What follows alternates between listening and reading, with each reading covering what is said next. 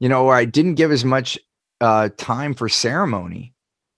I mean, these traditions, we might look back that they're silly, or this tradition that our family had, but if you really look at it, there was a good reason. And this goes back to a previous podcast we had, is we don't slow down enough.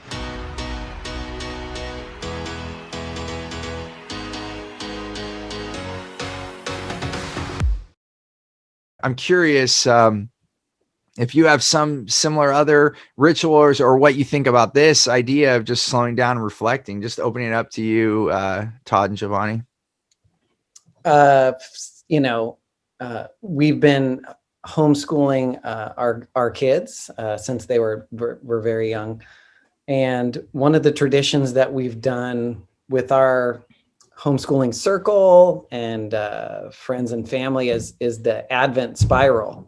And I know that we've actually done it a few times together. Yeah, you invited us. That was great. As family. And one of the cool things about that tradition is that, we build the spiral. We go out into the forest, just like you and your son, and we collect branches from pine trees or redwood trees, whatever we find laying in and around the woods around by our house. And then we build the spiral. And then the whole point is the kids come, we share food, we share drinks, apple cider, and all those kinds of things. And then everyone goes into the room where we have the spiral laid out, and it's dark and it's quiet. There's no speaking. Everyone's silent. And then the master of ceremonies will go in and light a candle in the center of the spiral. And then we start with the youngest kids first, and everyone takes their turn of bringing in a candle that's unlit, and you walk the spiral in darkness, and you light that candle.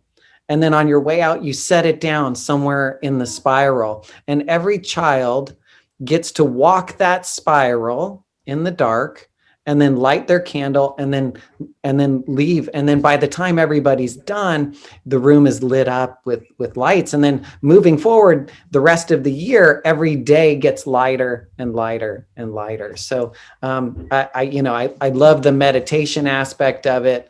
I love the being able to be quiet and contemplative.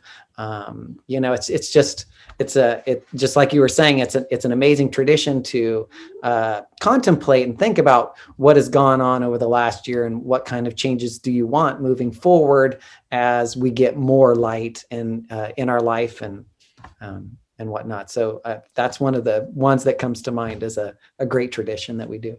It's so beautiful too, and thanks for reminding me of that. And the times you invite us to that, it is such a beautiful thing. And these, I think we, what just came to me as you're saying that, Todd, is we've kind of, I don't know, maybe not for everyone, but definitely in my life. So I'll speak for myself. Where I didn't give as much time for ceremony. I mean, these traditions, we might look back at that they're silly, or this tradition that our family had, but if you really look at it, there was a good reason. And this goes back to a previous podcast we had, is we don't slow down enough. And just think about that exercise. And I remember the last time we did it together, Todd, with going in and going into the darkness and lighting up the room, and how quiet it was and still, and it just gave us a lot of time to breathe and think. And it's beautiful. I love it, brother. I love it. It is. And how often do you have, kids that are 2.5, 3 years old, 4 years old, 5 years old, 6 years old? How often do you give them the opportunity to be quiet and contemplative? And oftentimes while the kids are doing this, we have someone playing the harp or the flute, or a Native American flute. And so it's just so peaceful and contemplative and slow. And you're right. I often don't think that we do it enough with ourselves. And I definitely don't think that we do it enough with our family together. Yeah. It made you just, how can we do this more on a weekly basis? I know that might be intense, but not saying to do that far of a ceremony, but how can we do like a mini version of that? We started to, thanks. I keep giving Leticia Reyes a bunch of shout outs from 109. She came on our podcast and she does a weekly gratitude jar. And we started doing that every Sunday with my family. And that has been time. And we're not really discussing it, actually. We pass out little papers and everyone writes down what they're grateful for and puts in the jar. And then actually, this is what we're adding. So this will be the first year on the winter solstice. We're going to open up that jar and and you write your name on it. So we're going to pass out everyone's gratitude. And then we're going to read off. I don't know how we're going to do it yet. We're going to read off some or all of them. And then you're going to reflect back at the whole year and say, wow, I forgot I was grateful for that. This happened that week. I remember that. So it's a mini way to have a mini ceremony. It doesn't take but a few minutes, but it does make us slow down and think, what am I most grateful for today? Yeah, and I love the idea about doing that weekly. I know that we just did a workshop together, and oftentimes, in that workshop, we thought about where we are in our present state. And then, we do a little contemplating, and where were you a year ago? And what did that feel like?